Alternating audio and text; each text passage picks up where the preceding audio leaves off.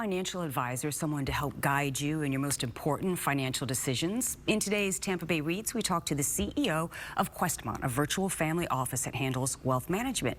Taylor Ranker says they are the guardians of the capital of small and medium-sized business owners, and he's written a book titled Dead Cats and Wealth Advisors, exposing the myths and lies of the wealth management industry. Well, first of all, thanks for joining us. Thanks for having me. It's a pleasure. Let's start with that. What's Dead Cats? What's up with the title? I get asked. It's a crazy name, I know. So it's something. It's an old Pennsylvania Dutch saying. Something my grandmother would say.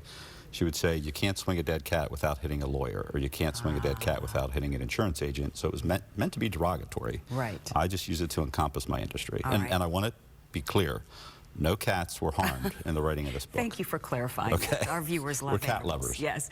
Your book provides tools for anyone investing money in an industry that might, you say, not be out for their best interest. Explain that to me. That's possible. So let me be real clear. The goal of the book is to empower and inform investors, savers, so that they can ask better questions, so they have a better toolbox.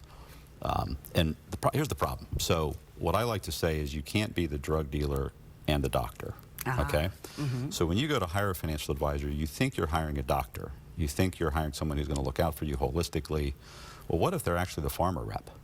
That's a problem, right? They have a conflict of interest. They're getting paid to sell that particular drug, so they're not going to...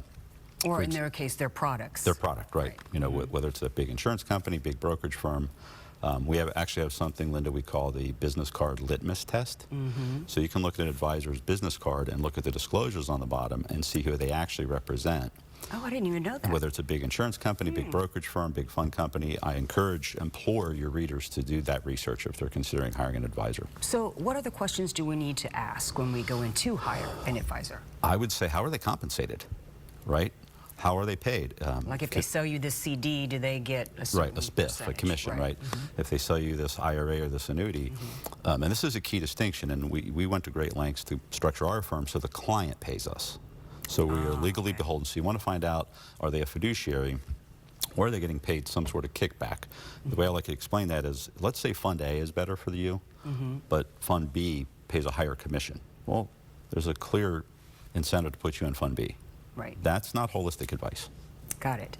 You also said to ask what is their planning process. What does that mean? Yeah, this seems so basic to me. Would you have surgery if your surgeon did not have a clear, proven process that they'd done hundreds of times? Oh, no, I'd ask a million questions Right, first. heck no, right. And so you're turning over all this trust and maybe all this money for your entire future. You should darn well have a process. So, for example, and they should be able to clearly spell that out. For example, best practices in the industry would be, well, you're going to have pre-scheduled meetings. So if you hire an advisor, they're going to say every 3 months or every 6 months, or we're going to do this. And they'll be able to tell you what topics they're going to cover. So you also want to educate your clients. That's important to you. That's a big thing with us, yes. We actually used to call it edutainment, but yeah, we love to educate them, right? Okay. So simple things like, we call it own versus loan. So if you're going to invest, say, in a rental property, you own that. If you're going to invest in the stock market, you own shares of companies. But if you're going to buy a CD or a bond, you're loaning your money to someone. Well, they have very different outcomes and very different characteristics, so they should teach these basics, and they don't. Right. Things like, how's an IRA different than an after-tax account? And maybe I need both. Right. Taylor, we are out of time. All right. See, we could just talk forever, but we're going to tell people how they can learn more. You can find Dead Cats and Wealth Advisors on Amazon.com. Thanks so much for joining us. Thanks a lot, Linda. Take care.